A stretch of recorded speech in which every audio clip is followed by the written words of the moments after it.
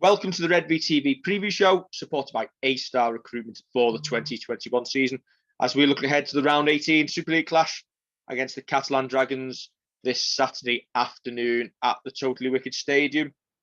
Coming out thick and fast now, Kev. It's hotting up a little bit this season with the fixtures to come, and a really good chance for fans to get back to the stadium.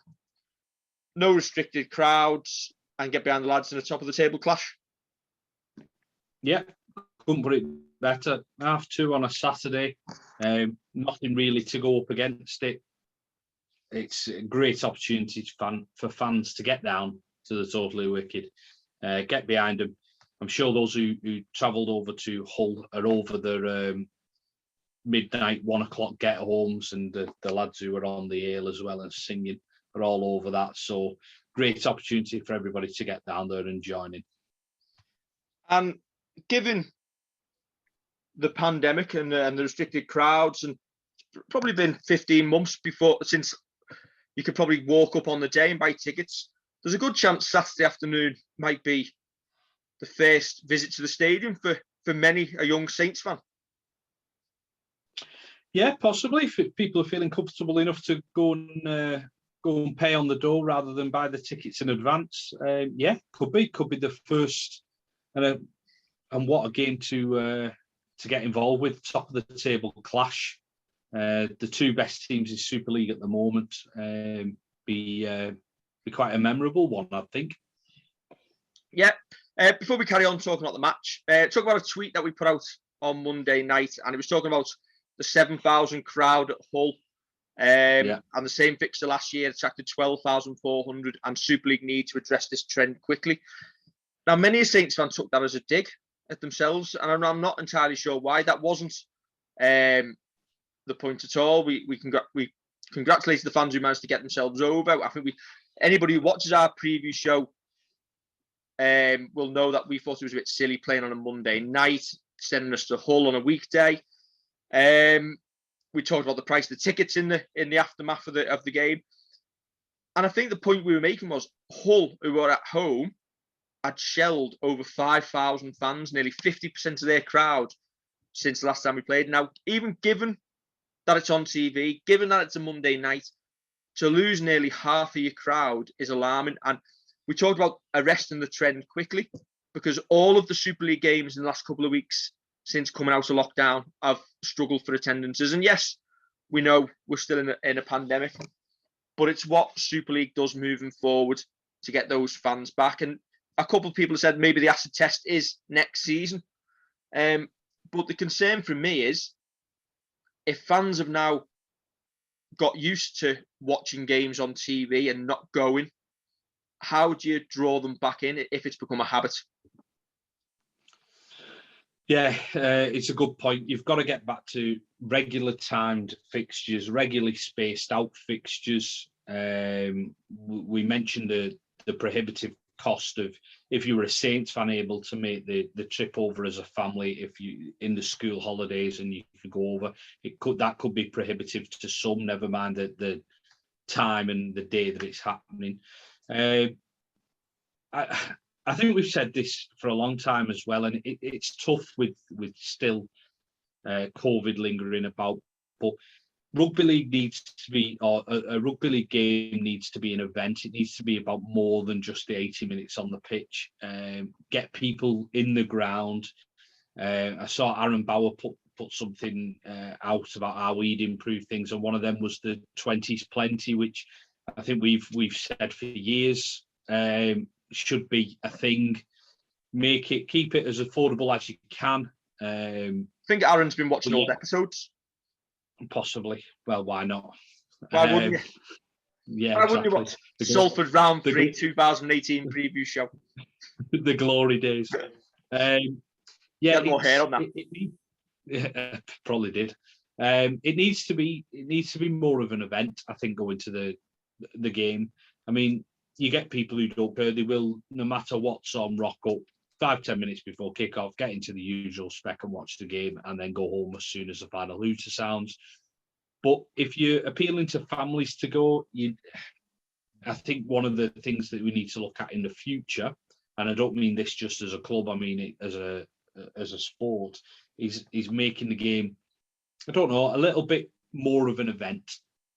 I don't work in marketing, I don't work in events management or anything like that, but surely there are some ideas that you could have. Like Hull KR usually have a little, whether it's a band or a two-piece on in the stand that we're in, little bit of entertainment for the likes of us who've had to get over there early. What does the two-piece look like, Kev?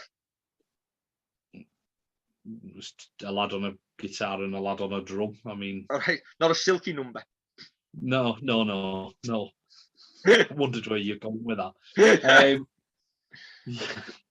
Yeah, it's and I'm not just saying that. Oh, yeah, we just stick a band on here and whatever.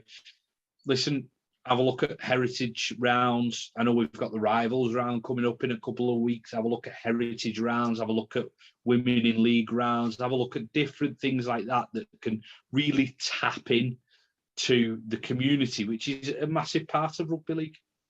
Yeah, obviously the club do so much in the community. I've passed a couple of the community events that have been going on during the summer holidays. I've drove past. I've been able to see some of the club staff training all the kids. You could do things like that on a match night, even like half an hour before the game or an hour before the game, doing a little workshop outside the stadium. Put things on for the kids, bouncy castles, things for the kids, but things for the adults as well, like cheap drinks deals before 7 o'clock if you're in the ground at 6. There's enough local bands who'd want to perform. So yeah, it's probably an episode of its own, which we'll probably cobble together at some point to discuss where we see the game. But yeah, it wasn't. I go with any individual, and I actually don't know why Saints fans took it that way. Because 150 to Hull, we don't take that much more on a Sunday afternoon. It was more a trend across Super League of clubs losing, say, 50% of their attendance. I know even Wigan played Lee, got 9,000 for it. The corresponding fixture a couple of years ago when they last played at the GW, 15,000, and that's for a local derby. That's quite alarming. Even given for people's various reasons for not going, whether it's due to the pandemic or the day of the game or whether it's on TV. You just hope it's not going to be a long-standing trend and we can do something to get that back. Right, back to the game. Squads, Kevin, bring them up. Yes. Ignatius Parsi back into the squad, as is Regan Grace. Matty Lee's dropping out, as we said on Monday, due to failing that head knock assessment. Yeah. Josh Sim back in there as well, and Sam Royal coming. Can't remember. But yeah, that's it. Christian Wolf's been on Saints. I nearly called it Redvee TV then. Been on Saints TV, saying that Regan Grace will come back in on the wing and Parsi will come back in on the bench. To be honest, unless there's any little knocks, like you look at, say, I don't know, the likes of Joel Thompson. I'm just going to pick on him just because he said he's retiring at the end of the year and his body's not in, like, can't take the rigors of it. Whether they think of giving him a week off. If everyone is fit and healthy there, I think anybody can name that team, can't they? Can name that 17. Yeah, Aaron Smith, Josh Sim, Dan Norman, Sam Royal, the 4 to miss out. Yeah, I think so. Jack Wellesby going onto the bench. Yeah. One thing I did find intriguing about the press conference this week was Christian Wolf's eagerness to basically tell us the team. Yeah. And say Regan Grace is going straight back in and Parsi's going on the bench. Is it a double bluff? Does Parsi start the game? No. So he's telling the truth. No. I think he's telling the truth. I think because we missed so much, he likes introducing players back on the bench, which I get, rather than throwing them in. No, I don't think so. As you say, I think it'll be, Coop, Makeson, Naqaima, Percival, Grace, Lomax, Dodd, Walmsley, Roby, LMS. I can see it being Thompson, Batchelor, Knowles, and then Matautia, Amore, Parsi, and Wellesby. I think. And we had a couple of people like over social media saying, one sticks in my mind particularly, saying they play Wellesby at halfback. But as Christian Wolf has said, Wellesby's going to be playing one next year. We're not going to bring another halfback into the club. It's Lewis Dodd's shirt. So I understand the reasoning, because Wellesby had a decent game, or a decent second half there in the Challenge Cup final. But you're not going to start mucking about with places and players when you've got a ready-made halfback ready to go that people want to see play first team. You're not going to start switching that about, are you? Absolutely not. And I thought Lewis Dodd, as we spoke about on Monday, came into that game, and the more he plays, the better he's going to get, hopefully. And we might have two potential world-class talents on our hands. I also saw one that said they potentially start with Wellesby at fullback and Coote on the bench, which I thought was as left. Because Coote can't catch. Yeah, I thought that was as left field as they come. I understand, again, giving Wellesby game time and giving him starts, but there's a reason that Coote was number one. That's because he's our first choice fullback, and while he is at the club and our first choice fullback, he starts, doesn't he? Yeah, listen, everybody is entitled to an opinion, which is why we're saying it. But then, my opinion is that you're wrong. Well, that's it, and we welcome these, because there might be people turning around, and like we keep saying, Dan Norman, does he need a game? Does he need a run of games to try and get him up to speed? I'd have had him on the bench earlier in the season. That was my opinion. My opinion is we could have possibly blooded one or two more of the younger lads and given them a little bit more game time. But as the season's panned out, with games being called off here, there and everywhere, we've been able to keep pretty much a solid core of maybe 15 senior players, 16 senior players, and kind of bobbled about with that 17th man, haven't we?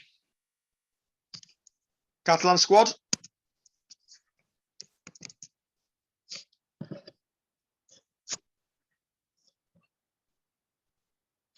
Talk us through it, Kev.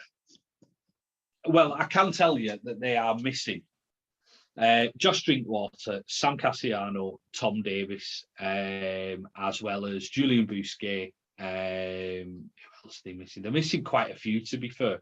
They've still got players who can hurt you, Mickey McAlorum, and they've still got good players in there like Sam Tompkins and Arthur Morgan and Mike McMeekin. And it's interesting to see Jolts. Yeah, the Tompkins brothers are going to bring a lot of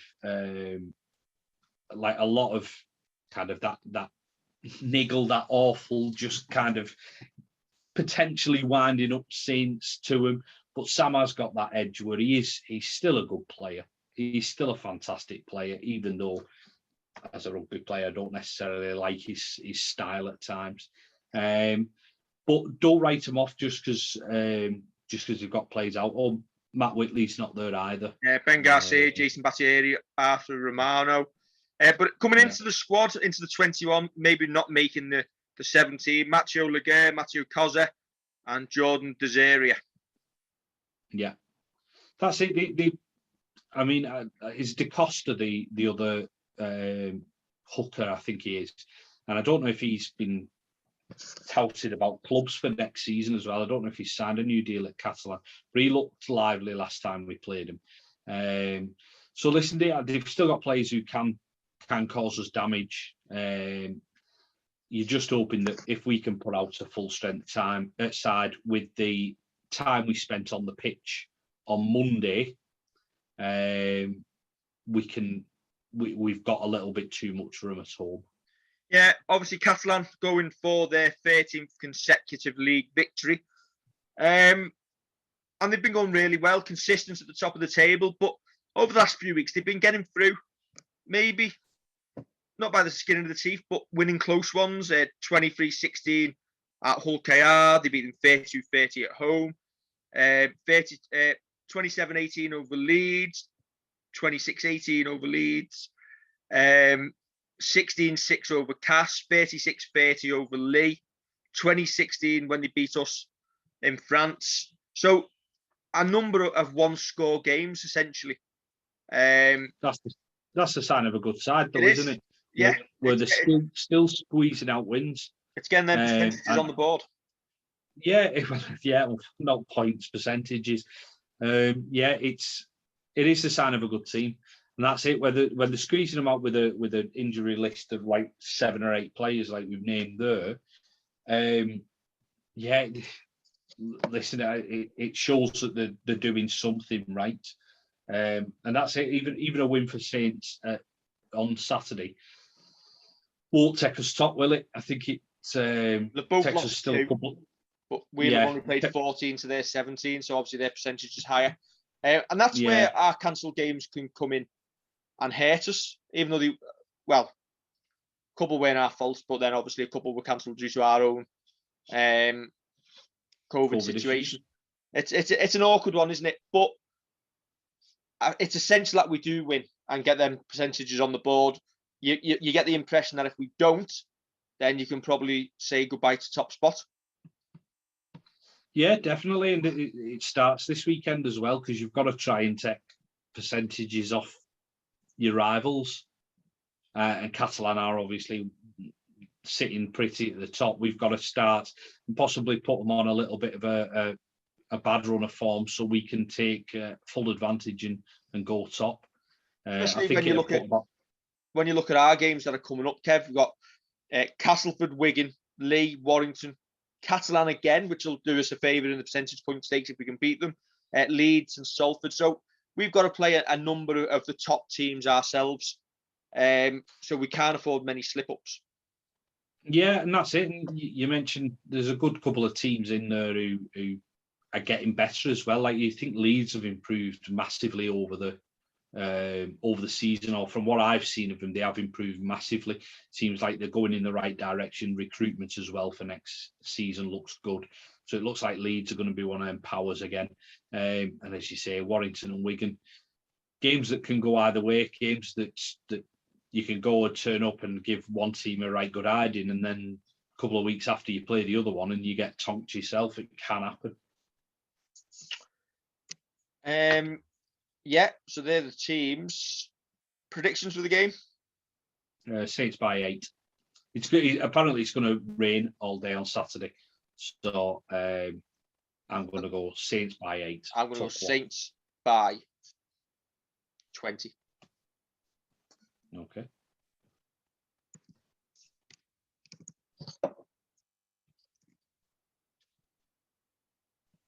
Magic shirt.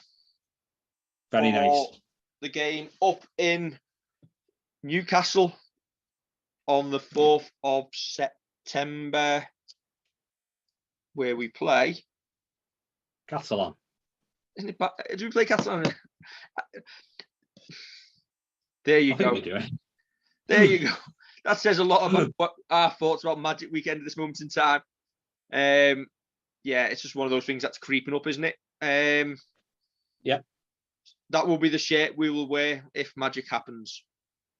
Yes, it's very nice. I think it's the best of the 3 we've put out this year. It's a nice clean shirt based on the Champions range that the club's adding. Nice bit of gold on there to show that kind of the Champions touch. Yeah, I like that one. I think that's a very, very smart shirt. We were having a brief talk coming back from Hull the other night about the kits that we'd like to see. If we won the 3 in a row this season, I'd go with a fully gold home shirt next season. Yeah. Gold, well, you say home. Fully gold with a red V. It might look absolutely horrific, but it'd wind people up massively. Yeah, you say home, I say away for that. But yeah, I'd go full gold. I definitely would. I'd bring out a shirt that was fully gold, whether you used it as an away or an alternative shirt, use it for Magic Weekend, use it for places that you could wind people up, rock up against Wigan at home and things like that. I don't care. Just I'd go full gold. It would look horrific. It would really look horrific, but I'd just do it. Only champions can wear gold would be your tagline on your advert. Yeah, and that's it. You could hopefully, if we are already in the planning for I'd imagine for the shirt for next year, we have got touches of gold on there.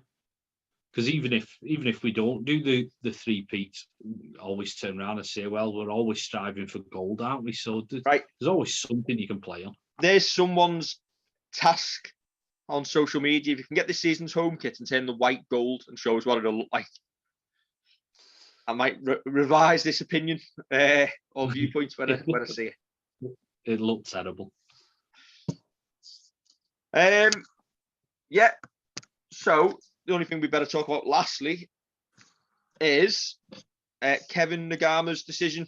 Obviously, he's going to retire at the end of the season to go back with his family to Australia.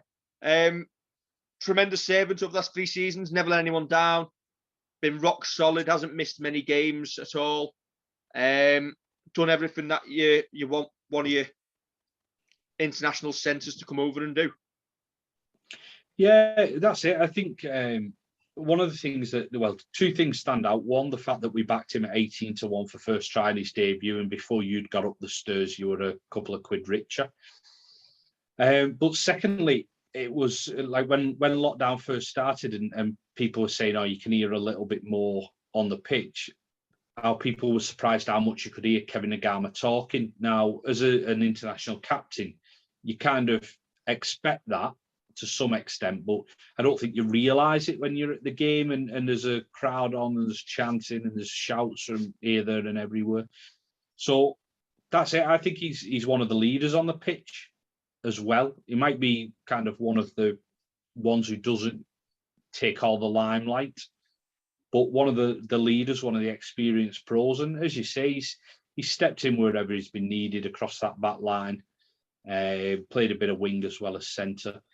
And you know what? He's been a good signing, hasn't he? And I think past couple of weeks, especially, he's been putting some great passes out, like Makinson's try against Hull. Lovely little Gidley-esque flick. I'm not trying to recreate it there. I'm just itching me back. All right. Little flick. Little Gidley-esque flick. Maybe that's what it was. Maybe he wasn't trying to flick it out. Maybe he just had it and the ball slipped out. Flipped it out. Yeah. But that's it, as you say. You can understand the reasons for going home. His family's been over here during a pandemic, during a lockdown, not had that support. The story of him having to watch the birth of his little one over FaceTime. I mean, you empathise with that, don't you? And you turn around and say, listen, just you go with our blessing. It's your time to go back, mate. And I think Christian Wolf said in the I need to call it Redvee TV again, then Saints TV kind of press conference, that he's surprised that Kevin didn't turn around and say, I'm going home a little bit earlier. He said, but that's the measure of the man, that the club means everything to him and his teammates mean everything to him. And I think it's little things like that you don't necessarily see. You see 80 minutes a week, don't you, of listen, this is what you're going to go and play centre, and we judge him on that. You don't judge him on the other days and hours of his week where he's putting up with a lot of not being able to have that support from family. And it is the club rallying round, it is the players and their partners rallying round him. But listen, he goes with our blessing, doesn't he? Because he's been a good servant for the club. Yeah, and listen, when we signed him, he's come over on a 3-year deal. And he'll have fulfilled his 3-year deal, and that's all you can ask for. Players honouring the contract. Same with Lachlan Coote. He's honoured his deal with the club, and then whatever you go on to do after that, at the end of the day, that's their decision. So yeah, like Lachlan, who's moving on to Hull KR, Kevin will go home with everyone's blessing and hopefully 3 Super League rings on his fingers.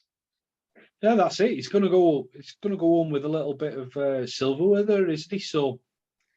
It's he's had a good little career over here in England. Yeah. Right, I think that's us done, Kev. I will see you tomorrow for the instant fan reaction, which we'll do outside the stadium.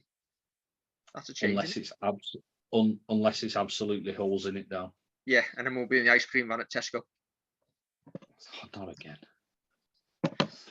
Catch you soon. Don't forget to like, share, and subscribe.